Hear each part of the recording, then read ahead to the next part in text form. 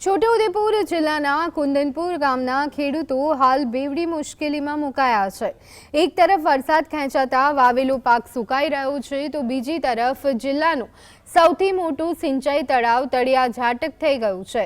ચોમાસાની આશામાં કરેલી વાવણી નિષ્ફળ જવાની ભીતિએ ખેડૂતોની ચિંતા વધારી છે અને ફરી વાવેતર કરવાનો આર્થિક બોજ પણ તેમના પર આવી પડ્યો છે।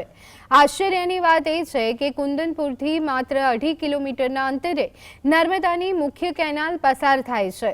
સૌરાષ્ટ્ર સુધી પાણી પહોંચાડતી આ કેનાલ હોવા છતાં સ્થાનિક ખેડૂતો સિંચાઈના પાણી માટે વલખા મારી રહ્યા છે।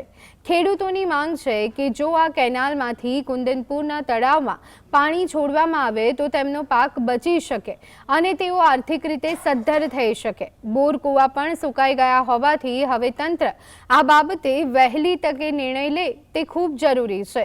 ખેડૂતોની મીટ હવે માત્ર સરકારી તંત્ર અને નર્મદાના પાણી પર મંડાયેલી છે। કુંદનપુર ગામનું આ તળાવ છે અને અત્યારે એકદમ ખાલીખામ છે અને છોટાઉદેપુર જિલ્લાનું મોટું તળાવ છે। તો અહીંથી માત્ર 2.5 કિલોમીટર દૂર કેનાલ છે। તો અમે સરકારને રજૂઆત કરી છે કે આનંદીબેન વખતની અમારી રજૂઆત છે, લેખિતમાં રજૂઆત છે કે અમારું તળાવ ભરો, તો ત્રણ મુખ્યમંત્રી બદલી ગયા તેમ છતાં આજે અમારા તળાવનું કોઈ ધ્યાને લેતું નથી। અમે અત્યારે વાવેતર કરેલ છે પણ એ વાવેતર બિલકુલ ફેલ ગયેલ છે। તો તાત્કાલિક અમને મોટી નર્મદા કેનાલમાંથી તળાવમાં પાણી ભરવામાં આવે તો આજુબાજુના ગામો અને અમારા ગામના કૂવા બોર થોડા ચાલે તો પીવાની રાહત રહે અને સિંચાઈમાં થોડુંક થાય તો વાવેતર કંઈક